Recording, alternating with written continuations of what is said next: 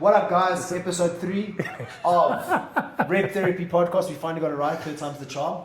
Yeah, I'm Shane, CrossFit PBM. Sorry, my legs are big, so you might not be able to see that. We have Gerhard here today. Let's get my legs out of the way. We're not going to say anything. And we just want to say thanks to FitSport Pro for powering this episode. New mics, so thanks, guys. All your scoring needs, anything like that, your in-house comps, anything like that, they're the guys to get hold of. All the details will be below in the comments. So we're here with Gerhard today, CrossFit PBM. So, what's up, Liam? Dave? Yeah. Gerhard, what's up? Long Lucky time. you guys. Yeah, it's the first time I've seen you this year. Yeah, I've seen you at a comp or two lately, but yeah, nice to have seen you guys again. It's been a long year. Tell me about it. Okay, first things first. Who are you? What is CrossFit PBM? Yeah. So CrossFit PBM, we started a long time ago. I think it's 15, almost 16 years ago. I'm not saying we are one of the first, but we were in the founding first of South Africa, if you can call it that. And it's so nice to go around and seeing all of the original box owners, if you can call it that these days. Some of them moved on into other industries or moved away from CrossFit itself, but yeah, that's how long we started and how long we ago started. And yeah, so now we are just I'm not going to say your average CrossFit box. We try and cater for everyone. We try and keep the fitness industry's name as high as we can. We try and keep everyone active, keep everyone fit, and not just be your original hardcore CrossFit box anymore. So, because I think people has moved away from that. Yeah. I think that's a good point that you actually brought up, that people aren't just looking for pure CrossFit anymore. I mean, I think we've got the influence now, like you got hybrid athletes and stuff, you've got HYROX going around and stuff. Yeah. So I think it's important. Like, did you guys find that adapting to that took a bit of time, or was it just something that just came naturally from being in the space for so long? I think the industry demands of you to change as quick as you can. It's something that for us, that was part of the original CrossFit, you know, back in the 08s, 09s, 2010s, 11s, those of us that started then, it's difficult for us to make the adaptation because it's so close to our heart. Yeah. I mean, we started CrossFit with reach roading. I mean, most of the people started CrossFit after reach roading. So, and I think it's a sticking point for us because we love the sport first of all so much. Never mind how much we believe in the methodology of CrossFit. So it's difficult for us just of an emotional side to adapt to the industry, but we have to. We definitely have to. Yeah. Okay, so you guys have been in business for 15 years. Yeah. What has been some of the challenges that you've encountered along the years so far? Definitely the biggest challenge was COVID. COVID was a major challenge. I think our business, just after, I think at that stage we were about 7, 8 years old. Yeah. And then we just found our feet in the CrossFit space. And then CrossFit changed their rules and regulations just before COVID. And then COVID hit us. So you don't have a base to stand on, and then all of these challenges comes your way. That was definitely our biggest challenge. But that also taught me and our facility to adapt, and that's where I think we found our strides of adaptability. Yeah, I mean, I remember when I got into CrossFit a few years ago. Like PBM was one of the big names. Yes, definitely. It was definitely one. I mean, you guys, teams going to the games, things like that. So I mean. Any highlights, big things like that on your side that's come up? So that was definitely the highlight for me as an owner, as an athlete, as a CrossFitter, going to the games twice in 2014 and 2018. But I know for business that I had to move away from that to make, especially coming to your question that you asked prior, is you have to move away from that if you want your business to thrive. Yes, 100%. Because there's so little people, even in the old days, but even now that wants to go to the games and actually pay to train to go to the games. Yes. Most of them either want it for free or spend the whole day in the gym because they can, because they're students or whatever. But the thing is, you still have to portray a product that you want to help a person get better at. Either your diet, your fitness journey, your movement specifics, your movement patterns, or all around just a healthy lifestyle that you want to work on, not just being a super hardcore athlete. That's what we were talking about in the previous episode, I think. Yeah, definitely. Yeah, that's what he was talking about. He asked the question, can you still be an elite level athlete and still run the gym basically and run run a your business. run a business. I think you can, but then you would have to have put in the hard yards. Yes. Prior to that, I think you cannot. But back in the day, if you want to compare, back in the day, as a 20, 21-year-old, you can start a gym, have like 50 to 100 members, train your whole day through, and then you can live off the 50 to 100 members. Yeah. But then sometimes what happens is if you lose 10 or 15 members a month, these days, which is, I mean, for me, every month we have to have the turnaround between 15 and 20 members. Yeah. Then if you lose 15 to 20 members, that's 25% of your membership base, just because the 1 month you were training too hard. That's it's a juggling act. You can, but I think it was definitely easier in the earlier days. Now, I think with all of the competition, first of all, because I was thinking the other day, when we started our business, there was no fitness facilities other than a Planet Fitness or a commercial style gym. 100%, yes. There was no other private facilities, if you want to call it that. Yeah. Now you get so many private facilities that you can do all of these things at. So back then when CrossFit boxes started in South Africa, it was either you go to a commercial gym or there was nothing else. Now there's so much more competition in that in the private sector, if you want to call it that, of small business in the fitness industry. So, so I think the competition is definitely steeper in that sense. I think it's to Bev, like where Bev's situated in Foyesa. I mean, you get lost around the corner, you're in a private gym. Every corner. I mean, like just around, like I'll say, like Foyes Mall, for example. Like as far as I'm aware, there's like 3 gyms. There's 3 gyms inside Foyes Mall already. In one mall. I mean, I get exactly where you're coming from. And I think that's what CrossFit did well. They allowed people in the fitness industry to open up their first. They made it possible for people to open their own fitness business. I think they encouraged and also motivated people to do that, and that's where I think that derived from. So, that's I think what CrossFit did well in the initial stages. Again, you guys have been here, like you've been doing this for a long time, right? I've got a question, something that I also struggle with. How do you keep your members consistently motivated throughout the whole year, throughout all these years? I'm sure you probably had you probably have 1 or 2 members that you started with and they're still here with you, right?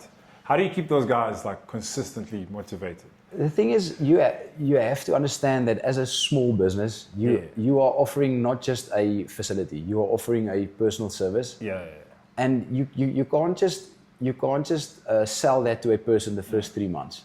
It's a continuous sell. Yes, you got them to join you, but you have to continuously sell them because otherwise it is difficult. I mean, what a CrossFit gym traditionally does, it is difficult to come to 5 to 6 to 7 sessions a week for the average guy.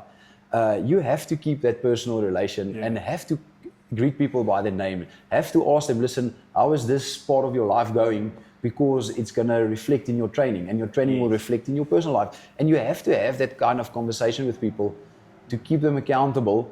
And then you also have to have, as a facility, people buying into a community.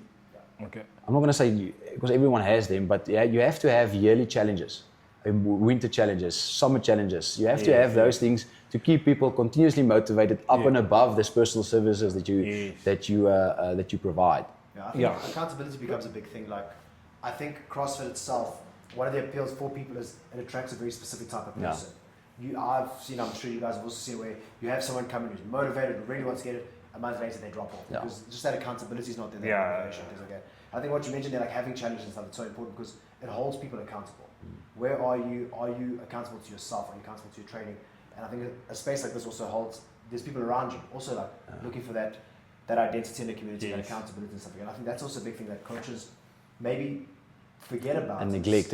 Is are you actually holding your members accountable? Like, I'll give a stupid example, and something that freaks me out is I remember listening to a Ben Bergeron podcast back in the day, which was he refuses to have people have cake and things like that in his gym because he's like it's your birthday, you can't bring cake into my gym because that's not what my gym's about. But then it's an odd thing because it's like accountability, like are you actually looking after your diet, things like that. But I think the gym's focus should be physically. This is what we want to get you physically right and physically into a space. and we'll give you advice, but are you also going to be accountable outside of the gym? Yeah, What are you doing outside the gym that you bring in? You brought up a good point, because I also believe that people, their lives inside the gym reflects how they are outside the gym, and how they're outside the gym reflects how they are. 100%, yeah. It's a give and take situation, and also you have to, and that's what I've seen over the years. People, they get onto the bus, and then after they have a consistency for a year, or let's say a few months, or there is a period where they are consistent and they fall off again. But then you should have done the work in that time when they were actually consistent and seeing results. When they fall off of the bus, it must be a natural thing for them. Listen, I know what to do. I know how I've done it in the past, and I know where I did it with, and who, and with who, and where I got success. It's just to get them to get back onto that bus again, because I know consistency. It's such a key thing. It's not about having those 3 hard months, or 2 hard months, or 6 hard months. It's about the 15 years of, if you take everything, you must have an average of attendance per week, per month, per year, and you must keep that as consistent as you can. How do you get your coaches to buy into your philosophy? Luckily, most of my coaches are family. They've got no excuse. Is your sister? Yeah, my 2 sisters, Janay and Wilda. Oh yes, I met them last year. They organised the Pretoria Throwdown with me. Oh, they organised Pretoria Throwdown with you, yes. And I think if you... It's safe to say it's a family business. Yeah, you can definitely safe to say. Yeah. The thing is, if the majority of the coaching staff is family and buys into that, it's easy to... It's easy, okay. And also, over the years, over the 15 years, I think we have had less than 10 coaches, where 3 of us has been consistent. Yeah. So I think if I can quickly count them, I don't think we've had more than 7 coaches in the last 15 years. So it is. I'm not going to say it's an addictive environment, but it's an environment that's welcoming for people to join, to buy into. We had a coach that worked with us for, call it 13, 14 years, Celeste. She also went to the games with us, and she was like family to us. It was a sad day when we lost her, when she moved down to Cape Town. But it just, I think it speaks volumes of how welcoming the coaches are, and then how welcoming the clients will be received when they are consistent. So that's also something I'm picking up. Also, like, it's that consistency. Yes. You've had the same consistent coaches. You create a consistent culture. Yeah. People are held accountable, and that it creates that consistency. Like, I'll just speak from like an athlete side. I've got people coming to me going, how do you get to renegade games? How do you do this in the comp? And I'll say to them, guys, it's the consistency. Yeah. Coming to class 3 times a week is not going to get you there. It's that. Am I consistently getting on a row when I don't want to go row? It's raining outside. Am I getting to the gym when it's raining outside? And even coaching. I mean, there's days where I'm sure you guys don't want to. You don't want to. Do that for one. You're just like, I wish everyone could just stay at home today, and I could just. But again, it's also that consistent coaching side also, and it breeds that success eventually. You know what? Regarding that, in terms of the coaching, you just have to remember that you are given the privilege to touch someone's lives when they come in to train with you. That's and the thing is, you have that opportunity. Yes, it's a privilege, but you have that opportunity. And what you do now with that is in your hands. If you want to be that guy that just stands there and don't smile, or do you want to invest in your client, that is up to you. And that is the opportunity that you are given, and what you do with that is up to you. But that is what clients feel. Is listen, I'm paying, let's say, give or take 1,000 rand a month. Yes, I can pay 500 rand at a Virgin Active or at a commercial gym, but I'm paying 1,000 rand, which is not that much more, for someone that is actually investing in me. And so and that's why it's difficult to put a price on what you teach someone in a class, or what you teach someone in a facility like a functional facility. So okay. So now tell me, you've owned the gym. How did Pretoria Throwdown? I think, if I recall correctly, next year is your 11th year. I cannot remember what year it is. I think we started in 2013. 2013. We missed a year or two with COVID. You missed. I think you missed a year. Was it a year? My recollection, you missed 1 year. Yeah. My first throwdown was the online one. That was 2021 then. You guys had an online comp? Yeah, we did an online one. Just for that one. It was such a difficult. Well, we had to do it online. How did you guys do an online comp? No, because we had the entries for the throwdown. Yes. And then COVID hit us. So we sat with all of this athletes that entered for the throwdown, and the competition was cancelled literally like a week before. So all of these athletes were there, and we kept them entered, and we just say, listen, we're gonna obviously have the competition when we're allowed to again, and then eventually we had to move it to an online competition. Oh. Yeah. I remember. Who won that? We came third. I remember that comp. Some of those workouts were brutal. The snatches and pistol workouts. I remember that. I don't remember the workouts. I remember that. There was one where it was basically Fran, but no, it wasn't Fran. Rowing and... There's wall balls. It's an interval workout, the rowing When one. was it, 2020? This is 2021. 2021. There was a workout, I remember, it was That's I can't remember what I did. it was like rowing, and it's one of the benchmarks, but I remember one person had to go like 1,000 meter row into the workout, and the other person had to go into the workout and then into a 1,000 meter row. And I remember that was such a brutal class. Oh, like a mirror image. I remember it was such a cool one. Yeah, you guys... I've came up with funny things over you the guys, years. I'd say Pretoria Throwdown is my favorite. But why? But why? The workouts. The workouts. I just like the workouts. Like, I just love the workouts. It's good teamwork. Also the vibe. I think I just enjoy the vibe, being around. I think every competition has like unique, a different crowd and is unique to the feel and atmosphere. Yeah.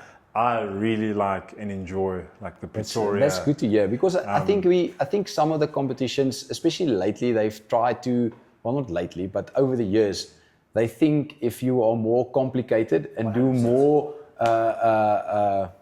out of the box thinking workouts, the better your competition will be. 100%. But first of all, my number one rule with programming a competition, you cannot program an AMRAP. Yes. You cannot program an AMRAP, because how does the family guy sitting in the crowd know who's at what round? Are you at round 8 or 10? This guy's in front or this guy's behind. Yes. So I always give a certain amount of work to complete as quick as you can. So first of all, that's for an athlete easier to motivate themselves. Yes. And then just try and keep it as basic as you can. Yeah, that's basically very similar to what what's the comp? Rumble and Randburg. Okay. Yes. They're doing with their workouts. Very simple finish, and it's nice to see from the stands. Yeah, it's a race. You know, it's nice to see from the stands. This person's ahead. This guy's a bit behind. Not that everyone's always in the stands, but you should, when you're taking part as well, then you can see. Listen, who's in front of you? You know where you are. It's so, and that's where I think it's difficult to motivate yourself. That extra 5 or 10% when you're doing HYROX, because you don't know who's in your heat, who's ahead. I absolutely felt that this weekend when I did HYROX. There's a team that we're looking at beating, but then they went like, and then you sometimes lose them. So you lose them and you don't really know who's where, and it's like we didn't know how hard to push. If we knew how hard to push, for an example, we would have tried to push a bit harder, but... I was just trying not to die. Yeah, because you guys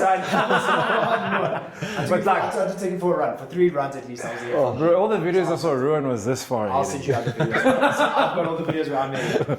Everyone's ahead there. But it makes sense, because it's hard to put your foot on the gas if you don't know who your competition. But also, it comes from a CrossFit thing. I think people that competes extensively in CrossFit, it's a different mindset. Yeah, it's a different. You're not gonna get that dog in you as a HYROXer starting off. You're gonna get that dog in you if you're a CrossFitter. Yeah, I agree. I completely agree with you. Because all 3 of us are such great HYROX athletes.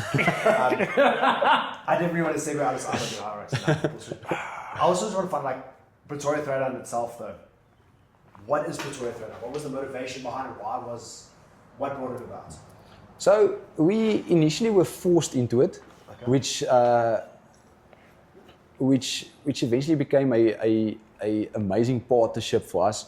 So we were also one of the first boxers and teams or individuals that was sponsored by Reebok back in the day, and part of their agreement was with us that we have to have a community event that they can sponsor and obviously get publicity from. So that's where the Pretoria Throwdown actually started from, because in our agreement with them, we had to have one big annual competition. That's cool, I didn't know that. I didn't know that either, And then the first year, they climbed into it heavily from Reebok side, and they promote us on Jacaranda, and they had like Joost van der Westhuizen, the J9 Foundation, all of the X95 Springboks were there. They also had a small little event. At Mainland Main, at Mainland Shopping Centre, where we had the first competition. So it was a big publicity thing to get maximum traction for them. And that's where it started, and it was a big success then. It was one of the only competitions back then. I think with United We Stand in Durban. I don't know if you guys did one of them. I did United He does. He's that old. I think that was one of the first big community events. But then, and that's where the Pretoria Throwdown started. And then from there on, we were one of the first, and we just had to continue the momentum and just try and cater to everyone. And it was such a fun thing because at that stage, I was also as big an athlete as I could be.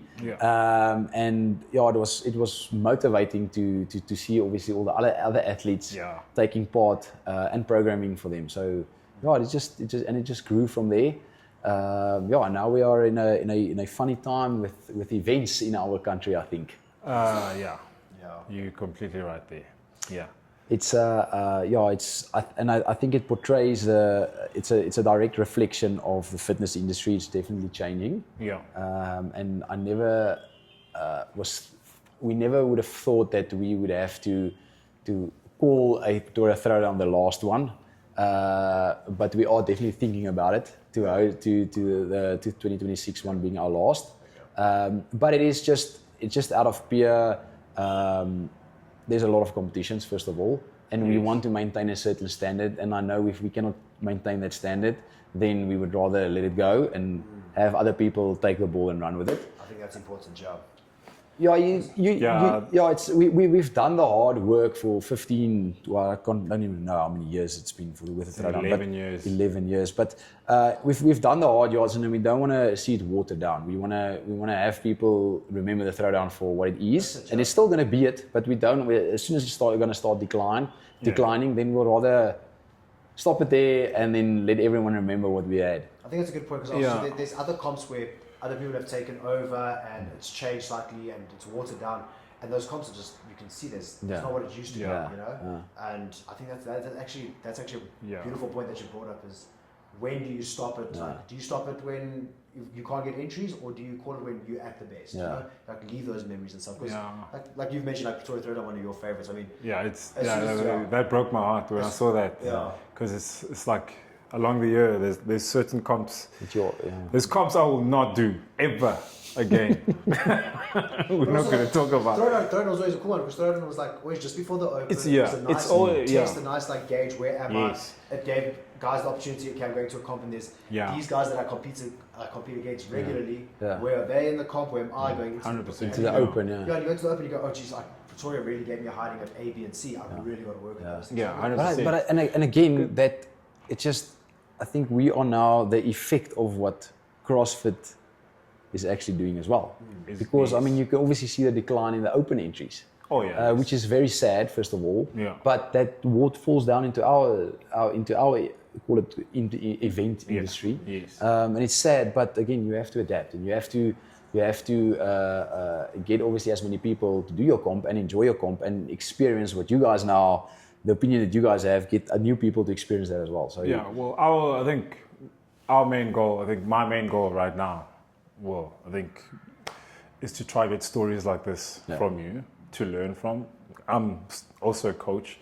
I'm learning a lot right now, but at the same time, is to get stories like this out there and try to get more people involved in the sport and try, like the little that we can, to help get the word out there and promote the events as much as we can. That's why we started the whole training time. And it's definitely beneficial for the whole industry to have something that you guys are doing, just to keep the conversations going, 100%. Just to keep people talking about it. Obviously, you guys are individuals that everyone looks up to already. And that's why you have this show. Not me. Probably him, not me. I'm just But it's and it's.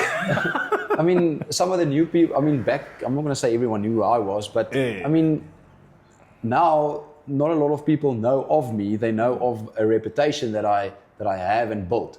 But you guys are now newer in the industry that is more relevant. And it's just, I'm not going to say that I was a flag carrier and then you hand it over to a new generation, but it is in concept but it still remains the fitness industry. And again, that falls a bit maybe into your adaptability question in the industry, but you just have to keep always promoting fitness. You have to keep promoting a healthy lifestyle, consistency, all of those things. Yes, 100%. Yeah. And I think it's important, like you touched on something there, is like Bev was telling me on the drive here, like how guys are approaching him saying, oh, you can't be negative about that, you can't be negative about that.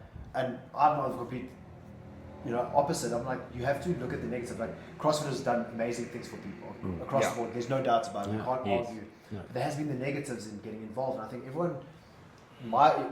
only issue I always had with the community is there was always so much positive in it. We've got to be positive, That can only get you so far. Yeah. You have to address the negatives and go, guys, this isn't working. What do we do to fix it? Yeah. In the comp space, these comps aren't working, or these workouts aren't working. What do you do to fix it? In the boxes and things like that, like CrossFit itself, and you mentioned like, what is CrossFit actually doing here in Africa for a CrossFit PB? The boxes and things like that. It's and that is where that's a good question. I think Rich Froning is a advocate for that at the moment. I don't know what his role in CrossFit is, but I know he has been outspoken about how they should get involved at base level, because the marketing tool is not what it used to be.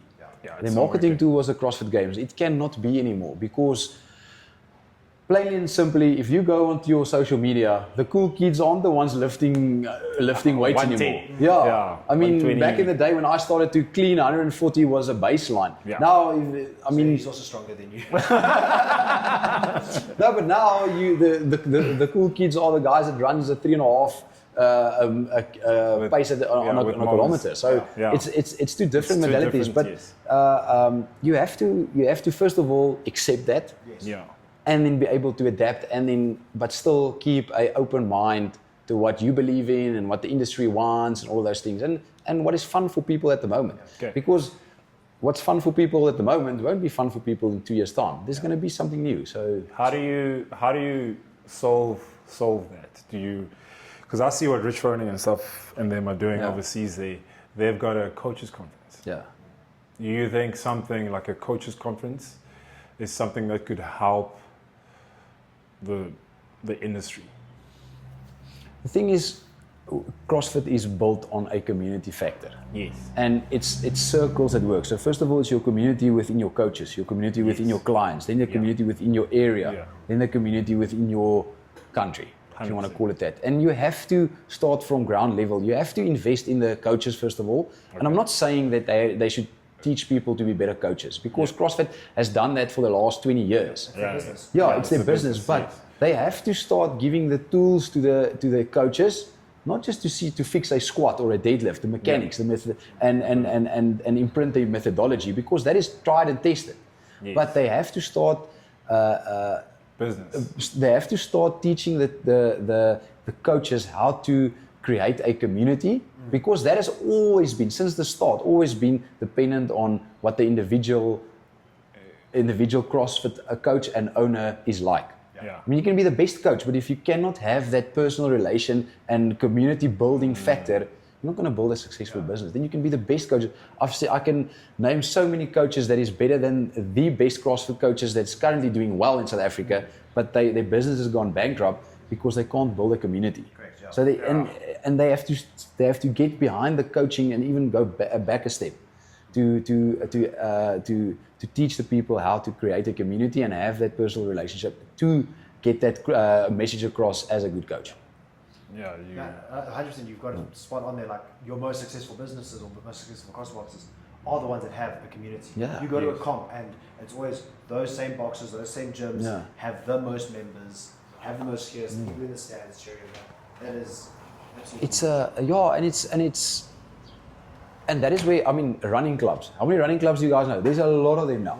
It's too many. Yeah, there's too many. I'm going to one after this. Yeah, you see. But the thing is, I mean, back in the day, we used to visit boxes because they had the best Saturday class or the best, all of those things. And it's the same basics that applies now. It's just a different flavor at the moment. Yeah. 100%. And you have to accept that. You have to adapt. Just have to keep going. Did you do HYROX? I did the one in Cape Town. I didn't do this one. No. This one. What's your thoughts on HYROX?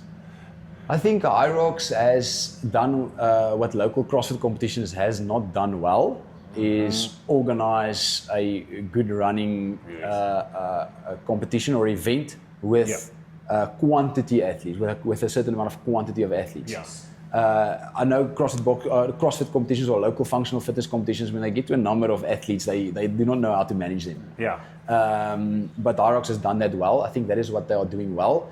But I think if HYROX wants to have a longevity in the fitness industry, they will have to add something new to their product. Couldn't agree They with you can't just more, have the same thing. Yes. It's great now for the first few years, but what's going to happen is people are going to do 3 or 4 or 5 HYROXs, HYROX races, and then they're going to stop.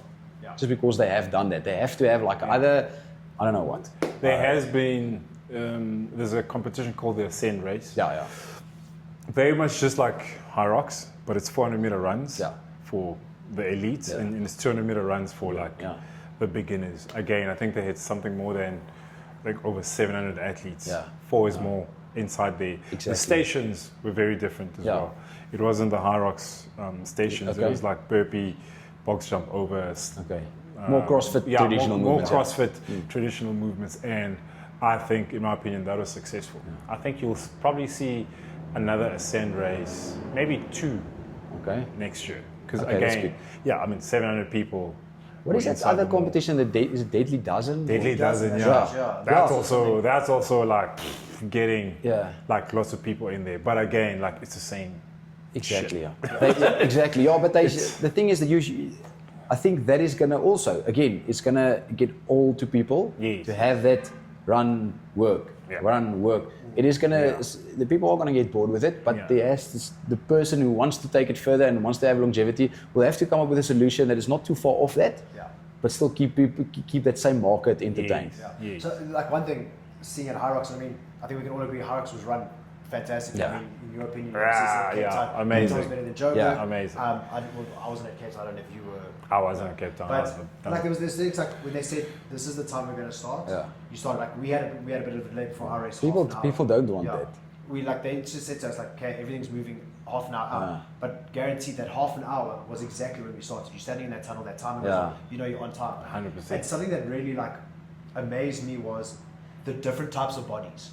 It was so accessible. Like, that sounds crazy, but like I'm watching this and I'm like running past some woman who's, and don't take this offensive, this is the truth, okay? But she's like heavier than I am. She's a big girl, and she's running there and stuff like that. And I think also a big thing of it is because it's run so well, people enjoy that aspect, but because it's still so new.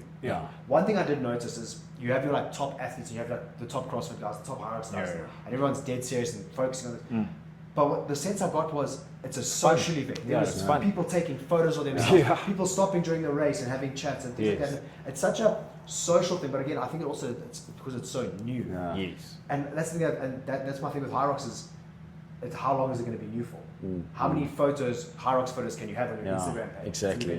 And like, and you also said it earlier, like it used to be cool, like the 140 clean. Let's be honest, that's always going to be cool. Like you can post your run time, but people are only going to be excited about you running a 3-minute K X amount of times. And if you can't get stronger, like look here. And let's be honest, CrossFit's a dick measuring competition. It always has been. It's that's it. The guys, you're going onto the guy's Instagram going, oh, what's he cleaning? Someone posting, like, oh, okay, hold on, we go through. At an elite level, yes. Like, but HYROX, again, they're more inclusive. They, and that's where the numbers are. And that's where the money is. Listen, on that note, I don't know if you guys know Carl Scooby, right? He's one of our best HYROX athletes. I think he did an hour 2 this week. Something like that. But if I am correct, he was an Olympic rower. I think he's got an Olympic rowing medal. If do yourself a favor, go visit that guy's Instagram page. And then you'll see, listen, this guy's rowing kilometer intervals at 130, 132 splits on the rower, and then he deadlifts 240, 250 kilograms. So the guy's strength and aerobic output and lactic threshold is just it's something that a CrossFitter can really admire. Definitely. I think there are aspects. Listen, that was one thing I'll say to people, like, I'm a CrossFitter. Like, I hate running. Give me heavy weights. Let me do my gymnastics. That's me. I hated those. Like after the 3rd run, I was like, I want to fucking die. It's the worst thing in my life. But like, And there was this thing watching other guys, and you pick up on things you can appreciate Yes. what those guys can do. Like, I do have a new respect for the sport. It's hard. Yeah. Respect for the sport, not the athletes. I do have completely respect for it and stuff. And I agree with you 100%. Like, I think something also CrossFit needs to do is start looking at other sports. Look at what are other guys doing right, and how do we bring it in? And make CrossFitters better. Yeah, make it fun again. Yeah, we need to start making it fun. Yeah, but on that point as well, because everyone has this opinion where HYROX, the better you runner you are, the better you'll do. You do. But it's not the case. No. I also thought that until this weekend. Yes. This weekend, I had a few of my teams. They ran a 36 minute time on the total, but there was other teams that was competing with them that ran like a 43 minute run time, but they beat them. And I was like, you guys think you're CrossFitters, you're just running now, but now you neglect the stuff where you actually have to flush out all this lactic. Yeah. And then, so I saw, listen, you have to give a bit away and run a bit slower, and then do better on the workout. So I learned that with this race. Yeah. And I saw so many like runners, like marathon runners, tank. Yeah. You also see that. Yeah, you also see that. That was like great point. Like that was like Ruan and I like, okay, Ruan, listen, is a freak with his running. Like, with everything. And I was dog shit way behind and stuff. But like we get to a station, absolutely crush guys on the station, they pass us on the run. Yeah. You crush guys on the station, so if you can find that balance, you it is just the opposites where us as CrossFitters, we expend energy on the run. Yeah. And where other endurance athletes, they recover on the run. It's just, and it's so difficult for us as CrossFitters to change that around. It's going to be so difficult. HYROX another 2 years. And they'll just start in decline. Well, to be honest, they already started to decline in terms of their entries. Yes. I don't know what the numbers were, but remember that's why I originally affiliated with HYROX, is that the first two events, the Joburg one earlier this year and the Cape Town one, they were sold out within 2 days. Yeah, the last one, Joburg, was sold in a day. Yeah, there you go. So I only affiliated to allow my members to get that day early access. And now this one wasn't sold out. Yeah. So there's already something to think about for them. I don't know if it's because it's the end of the year, or it's maybe the third race for the year, or what the situation is. Or I think I think just like me, people are just like, I think there's a lot of things, there's a lot of factors that I've seen. Yeah. How do you coach HYROX? Yeah. What methodologies you use to coach HYROX? There's not good coaching. Yeah. All you see in most of the classes, what I've seen is coaches just do 40-minute AMRAPs. Yeah, of CrossFit movements and a bit of running. Of running. And that's all I've seen. So how do you train for it? It gets boring. It gets tedious at some point. That's another thing. Because I think after 2 weeks of training for HYROX, I was already like, I can't do this. Yeah. There's only so much sled pushing and wall balls and sled pulling I can do. That's the thing that CrossFit will always have over anything like that, is there's so much variability. Yes, 100%. I don't feel like snatching today, well, I'm going to go clean. Or I don't feel like actually Olympic lifting, I'm going to go run. Or I actually feel like doing my gym. There's so many things. This felt more like the warrior race. I remember when I used to do the warrior races. Warrior race, again, it's inclusive. You have so many people, different people from everywhere and anywhere. Yeah. Then all of a sudden, the warrior just started. It just started. And it was such a hit. It was such a hit. Like warrior was like, I want to get that medal. And HYROX, I felt like this one was kind of like, okay, cool. Now it's like people starting to be like, can I train like this all year round? Or, you know what I mean? The thing is, what I think where athletes are going to start figuring out how hard it is to be an endurance athlete and then build strength. Or have the strength and become an endurance athlete, because you have to train just a certain modality, and that is boring. Yeah. Whereas CrossFit, you take these small steps at a time, and over years you become better. Exactly. And it's so variable. Where training to become an endurance athlete, you just have to spend time on the road, on your feet, on the bike, or in the swimming pool. You guys have class now? We have a few guys that's going to train with me. Usually I just see Bucky's. So out in Pretoria side.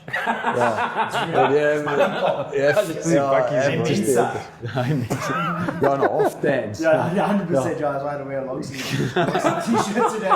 Oh fucking hell. From your side, like, I want to highlights from Pretoria. So I know you've done it for so long. Is there any like moments that really like stand out to you at the comps?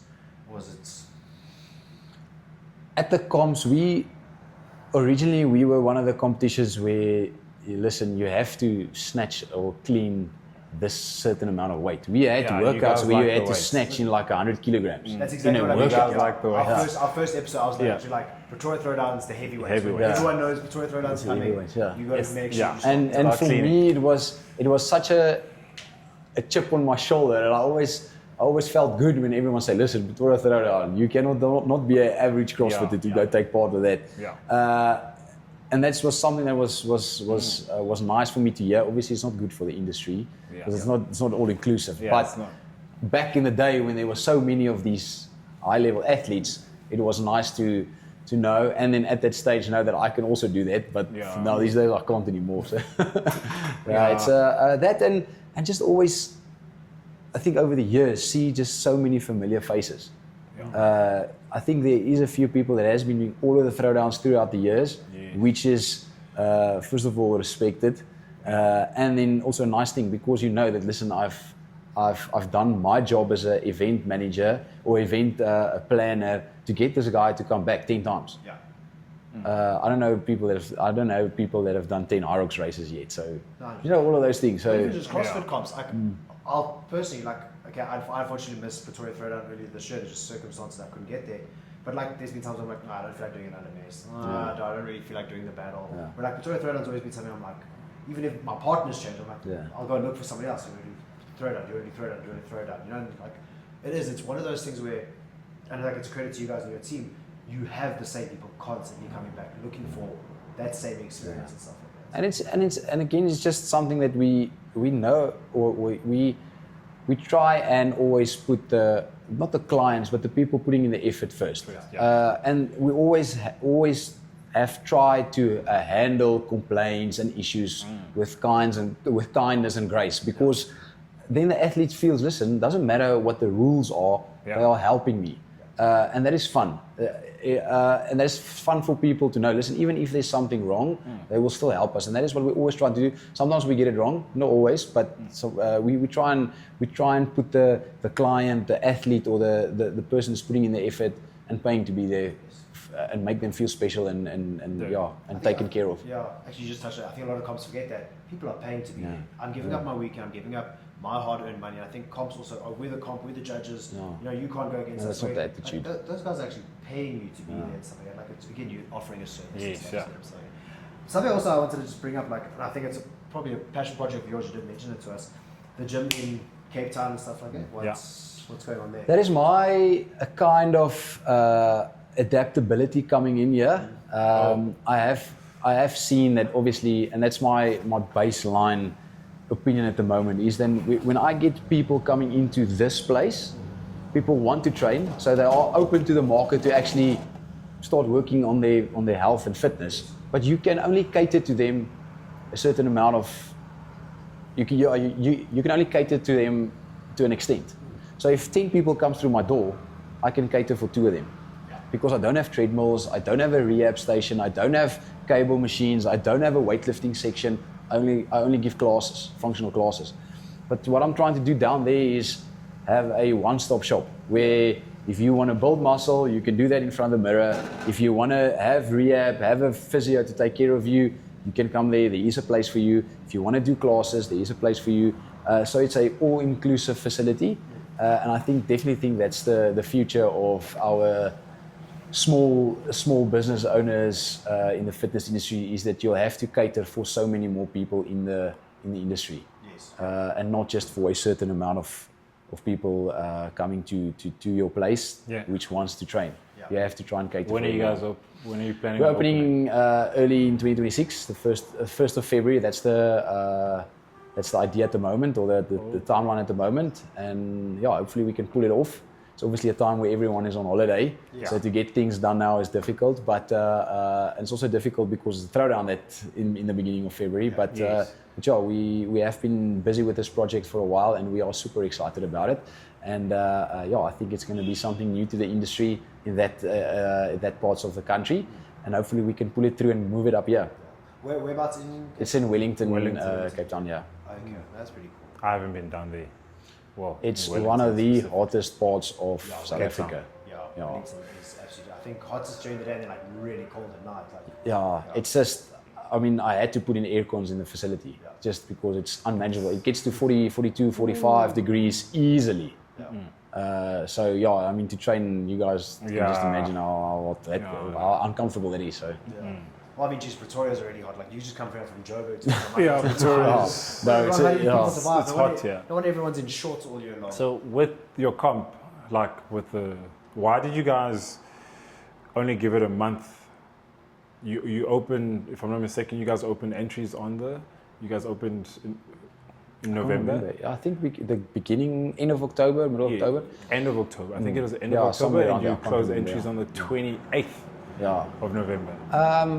We obviously, first of all, we have to cater to the athletes. So the thing is, we have expenses to go on to help the athletes get their other t-shirts or whatever the athletes packs get. So we have to get those things ordered. Yeah. And obviously, like I said, over December holidays, nothing happens. Middle of January, everyone opens again. And then, I mean, it's 2 weeks before the competition. So that's part of the main reason. And then obviously we don't want to, we still want to keep it lucrative. Yes. We don't want people just think, oh, I'll enter in January. And then obviously we can't give that product to the athletes that put in the commitment now. Yeah. So that's our thought process behind it. But we are going to open the entries up for a brief time early in January. Hallelujah. Just to get people like you back in bed. I had no money. I had no money. I had a partner. And someone asked me, he's like, cool, do you want to do it? I'm like, yeah, let's go. And then afterwards he's like, dude, I forgot to sign us up. I'm like, no. The person did So not you guys forget. you didn't get an Probably entry? didn't. I like that. My partner's like, I'll sort that, don't worry. I'm like, cool. And then like when entries closed, he's like, I can get us an entry. I'm like, are you actually joking? I'm not going to mention names. This is exclusive. All right. I was wondering why the RX male division is so quiet this year. No, I was like, dude, are you actually joking? Okay, so I don't know. you know who you are. Entries are opening again in January, all right? I still have to get For a a partner. brief period. Yes, for a brief period. I think I'll be ready. It's fine, we've got Clement on WhatsApp On number. speed Remember? dial now. What day? Anytime. Yeah, to be honest, I was really bummed about it. Listen, if you don't But have I money now, you're not going to have money in the beginning of January. Let me tell you that. No, January is the longest year. No, trust me. I'll be Ask fine. for Christmas. I'll be fine in January. I'll be. Is the venue still at the foot track? Still the same. Still the same. I think people enjoyed it last year. I think it was a good move. Yeah, I enjoyed it. Run. Yeah, except for Ruan. You're definitely going to have stairs again. So. No, listen, I enjoyed the stays. Yeah. I don't know why, yes, there were lots of people that were like complaining and whatnot, but I enjoyed the stays. The stays it's different and also from like, from us recording the stuff. Yeah. The photos that we're taking, it's you know what I mean? unbelievable. That's the stuff you can put out and be like, look at this. Yeah. You know, No, it was, you know what I mean? Like that's why, like I really enjoyed. I enjoyed the competition there. I think it's a great venue. It was a difficult one because it's always a challenge to go to a new venue, and to pull it off the first year is a challenge. And I think we did reasonably well. Yeah. And we'll just be better this year. Yeah, the boat house was way too far. Yeah, the boat house. But it was a nice venue though. It was A very nice venue. Yeah. But that drive. Just fine. Traffic there is a nightmare. Listen, no, we had to like do Airbnb there. Yeah. Like, My worst was it was just muddy. Edenvale to.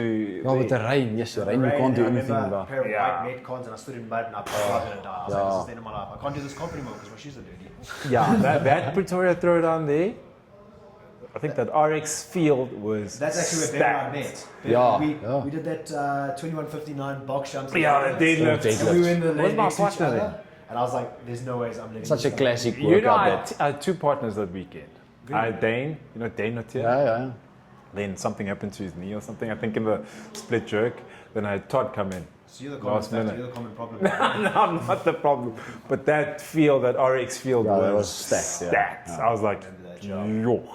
Like, but again, that's why I love Pretoria, because I think it's one of the few comps where you literally get, if not all, And two-man team most is of the so best. cool. Yeah, two-man team Two-man is the team, best. you can't hide. You can't hide, yeah. And two-man it's, team. the division that we introduced last year, the four-person team is doing well. It's a lot of people. Yeah, a lot of people actually, the do guys that. at the box, they want to do. It's such a nice division to do your first comp in. Yes. Because there you can if you have a bit of a weakness, you can hide it there, and you'll have an all-round better experience. I think the enjoyable factor is more. Correct. But yeah, I can. You guys going to do any more running? We'll probably have program to. running. Just because everyone is running over December and everyone is doing HYROX now. Everyone is running. No, don't run in December. I'm running. Man. No, just you're a clown. I'm swimming. No, I'm running. You can't do that. He told me not to make the joke. I saw my chance. Did you say Bev was swimming in December? No, he says I can't swim. Idiot, I can't swim. I've never seen you swim. Prove me wrong. Sure, I'll come to one of those verify you. Bev, I did see that you are quite a snake on the mats. On the mat? Yeah. What do you mean on the The mat? jiu-jitsu mats. Oh yeah, that's what I used to do before the whole CrossFit. Okay. The Yeah. CrossFit thing. Yeah, that's interesting. I was Yeah, thinking about it's- if you compare a HYROXer to if you're a HYROXer or a CrossFitter, who will do better in jiu-jitsu? Who will roll better? And I was like, yeah, surely you can't be a runner and think you're going to do well in jiu-jitsu. Nah, you can. You like. I think with everything that I do, it just I don't know. Like, I like dabbling in everything and anything. CrossFit, HYROX lately. Yeah. Then, but I haven't done jiu-jitsu in in months. Yeah, in a couple of months. I remember I had my coach, one of the guys that I roll with. He came and he was rolling with me. Within seconds, he got my knee. He was just subbing me the whole time. Yeah, I just couldn't get out of I forgot. It's when you don't do it consistently, you just forget. that body orientation. Yeah, is- that body orientation. It's just, but jiu-jitsu is the best. Yeah, it's the best. It's something that I still want to do. Eh? I think it's a box. Yeah. Do you do it? No, I don't. I would like to. Yeah, But it's just the hours for me when I'm busy. Yeah, Yeah, when that's you- when people are going to class, so I'll have to put out a day. But Yeah. yeah, it's definitely something that looks very much intriguing. I try to do once a week with him. Then eventually just So you guys heard it first. HYROX, CrossFit out. Everyone must do jiu-jitsu. Yeah, next big thing is jiu-jitsu. Put on your pajamas, go and fight each other, run around on the floor for a bit. sweat each other. no, jiu-jitsu is actually a growing That is. It's Under the kids, under the young people. Yeah, with the Ooh. kids, it's a good business for the kids, anti-bullying and all that stuff, and also just commercially, Submission Kings. Oh. Yeah. They are very big in the East Rand and the South. Like My jiu-jitsu two is- little nephews, they've been to all of those competitions. have It's- it. it's Submission crazy. Kings. Yeah, it's big. Eh? Like crazy, Submission Kings yeah. is massive. They've got live streams now. They've again, it's eventually something that I'd like this training times thing to move into. Yeah. to get to that point. But they're doing a great job with their sport and their Nice. thing there. But yeah. All right, well, Gerhard, dude, thank you very much. It's been absolutely awesome. Thank you guys. Thank you, babes. Thanks Yeah, I for making learned the a long lot. drive. I actually Where are you did guys learn a sleeping lot. over tonight? Are you sleeping halfway? Or? There's mom's house. You always say that. You're lucky my mom doesn't watch No, thank you very much, guys. I appreciate it. Hopefully, it's not the last time. We'd like to never chat to you guys again. I think we can. 100%. I think Oh, yeah, we sure. could, definitely after Pretoria, get your feedback. Well, I think we'll probably definitely be at Pretoria running around asking people. Please, Yeah, please, we'll definitely be there. Yeah. All right. Competing and behind the mic, Yeah. behind the camera. So guys, you know the drill. Like, subscribe. Thanks again to FitSport Pro. Really shout out to you guys. And again, any questions you have for us, for Gerhard, you guys heard it, Pretoria Throwdown. More entries coming in Jan, so keep your eyes peeled. Keep it out on Instagram, things like that. And just guys, keep giving us your feedback. We look forward to it. And if anyone wants to pay for swimming classes for Bev, Let's go.